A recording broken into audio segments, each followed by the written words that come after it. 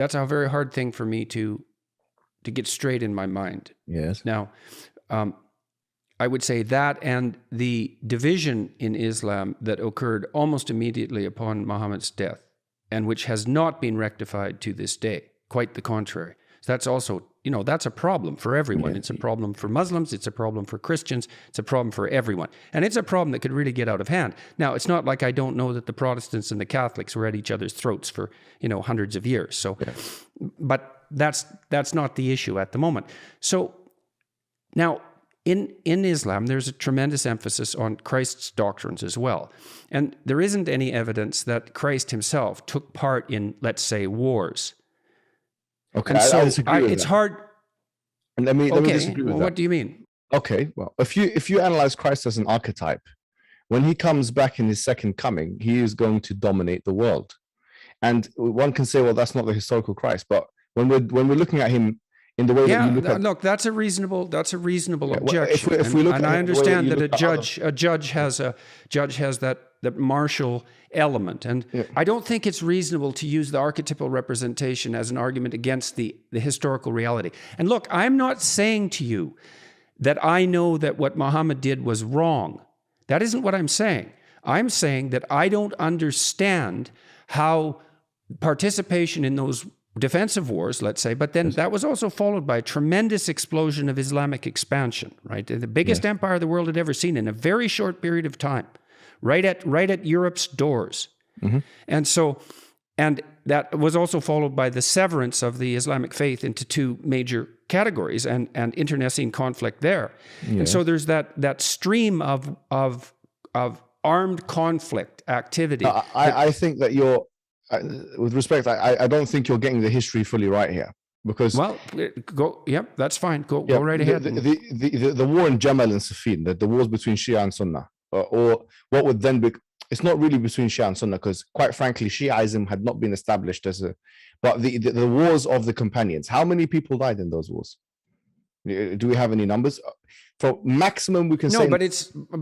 Fair enough, man. And it's not like Christianity hasn't been rife with internecine conflict. Yes. No, but the thing is, but the fact is that it was almost immediately after Muhammad's death that this fracturing took place among the people that were closely allied with him, and it was a bloody fracturing. And it isn't obvious that it's been rectified. How bloody was it? How bloody was it? How bloody does it have to be? It doesn't take much. Okay. Well, Jordan, let's be honest. Let's be fair. Yeah. Okay. Look, let's be fair, right? With the wars that took place 30 to 40 years, and it wasn't immediately after, because you said that in the video, the day he died. That's wrong. It didn't happen the day he died. It happened 30 to 40 years after.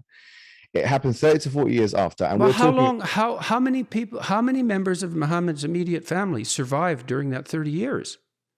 My understanding was that most of his immediate family died in armed conflict. Most of his immediate family died in his own lifetime. Yes, well, I'm not speaking of them, but I'm speaking of what happened after he died. These facts right, because Okay, look. First fact: Muhammad, sallallahu alaihi wasallam. We say sallallahu alaihi wasallam, meaning peace and blessing be upon him. All of his children died in his life, okay, except for one. So most of the members of his immediate family, and his wife died. Khadija died. His uncle Abu Talib died. His other uncle Hamza died. They all died within his lifetime, either due to illness or due to some other cause, war, for example. Like one of the defensive wars, Hamza died. And by the way, Muhammad forgave his killer. And that's something which goes against the Warlord thesis. Because when he then conquered Mecca, it was actually no fighting. I'm not sure if you know this. It's called Fath Mecca. When he went into and conquered Mecca, he didn't fight anybody. It was no fighting. There were a few people that were exempted, but he actually quoted what Joseph quoted to his brothers in the Quran, which is "La tathriba alaykum al-yawm," that no blame is on you today. And this, by the way, is a bedrock example of forgiveness in Islam, because these were people that were persecuting him for 13 years. These are people that killed his uncle. Like I said, there's one person called Wahshi who literally killed his uncle and mutilated his body. And he said to Wahshi, I forgive you, but I can't see your face because of how he said, ممكن تغيب عني وجهك وجهك عني. He said, can you keep your face away from me, because psychologically I can't bring my face, but I do forgive you, he said. So he forgave people that killed his own family members. And this was after he himself attempted a treaty with the pagans called Hudaybiyah. And so they broke the treaty, and that's what initiated the conquest of Mecca, which was not a conquest, that was fighting. Now, if you compare this, because I think the comparison, if there's any comparison that can be or should be made, it's Jesus' second coming with Muhammad in the Medinan period, not in the Meccan period. In the Meccan period, both were being persecuted, Jesus in his life and Muhammad in the Meccan period. But Jesus, when he comes back, he will then get authority, and he will be ruling with the iron scepter, according to the Bible. He will be crushing his enemies, as it says in Corinthians, under his foot, humbling his enemies under his foot, and killing and violent stuff. So, in fact, I will actually argue today that the New Testament representation of Jesus Christ in his second coming is way more violent than Muhammad's conquests in the Medinan period. Okay, well, look, like I said, I wasn't trying to make the case. I wasn't trying to make the case that what happened in Mecca or Medina was wrong. So let me explain that a little bit. So Christian Europe fought a defensive war against the Nazis. It isn't obvious that that was wrong. I don't think that was, I wouldn't say that's defensive. Well, okay, fine. But I understand the concept of defensive war. And, when America got involved in World War II, it was not under immediate threat by Germany, and they colonized it. And here's the thing: it overtook Western Germany. You see, and here's the thing: the term warlord that you use with the Prophet, you've never used with Harry Truman. You've never used with Roosevelt. You've never used with Winston Churchill, all of which conquered countries literally in wars. Because I feel like there is a bias there, and you've actually never used it with anybody else aside from the Prophet Muhammad in your public output. And I think that's unjustifiable. I think that you have biblical prophets like Moses, you have biblical prophets like Joshua, you have the Jesus in his second coming, all of which were warrior prophets, and you've only used the term warlord with the Prophet Muhammad, and I think that is unjustifiable. I think if what is it that what makes someone a warlord then? If it's conquering lands, then Harry Truman is a warlord. Then and so on and so forth. In fact, the Prophet Muhammad. Well, I guess that's a real tough question, isn't it? What makes a warlord and what makes a just war? It's not like any of us have the precise answers to that. I think that's partly what we're trying to hash out right here. Definitions of the word warlords. The definition of the word warlord, according to Collins, is that someone who acquires force by aggressivity and violence. Well, okay, so fine. You pushed back on me, so I'll push back on you to some degree. Okay. Well, it's certainly the case that the expansion of the Islamic Empire was accomplished by a tremendous amount of warlike activity, and that wasn't defensive. Now, look, I understand that monotheism is a difficult state to attain, and that monotheistic societies have emerged in the midst of conflict throughout human society. I understand that, and I'm not even saying that there's something exceptional in that regard about Islam, although the rate at which it happened was quite remarkable. But it presents us with a problem, doesn't it? I mean, it presents everyone with a problem.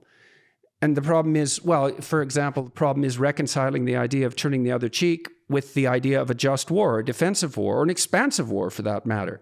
And of course that issue is relevant to Islam because Islam exploded outward and produced the biggest empire the world had ever seen in the space of a few short centuries.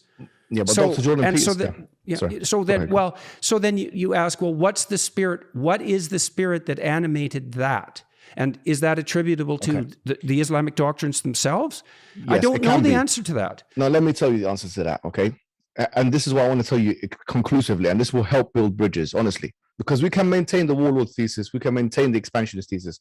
But here's what I'll tell you.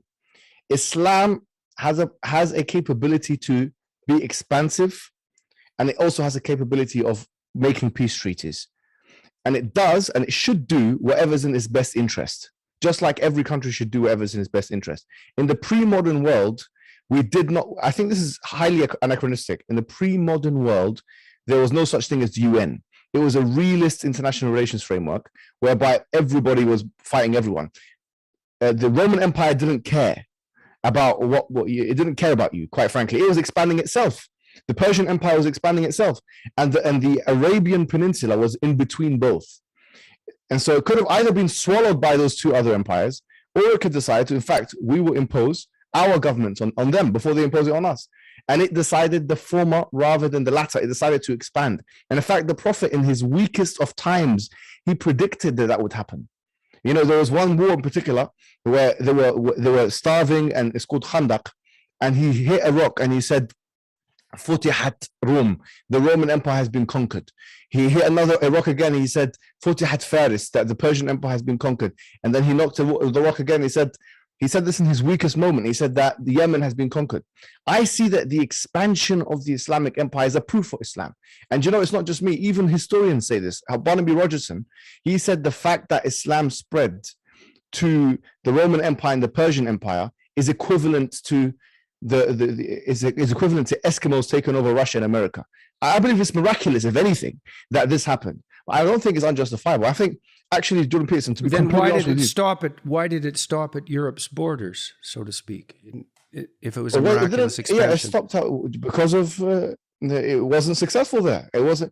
It stopped where it couldn't go further. But the point is that it's not like the Christians at that time in Rome cared. I mean, they did the same thing for years. They were expanding themselves. Well, that's why I said I wasn't making a prima facie case that this was wrong. I'm trying to understand it. And you objected to my use of the term warlord, and perhaps rightly so. You know, perhaps that was an injudicious comment. I was rather shocked when I was reading his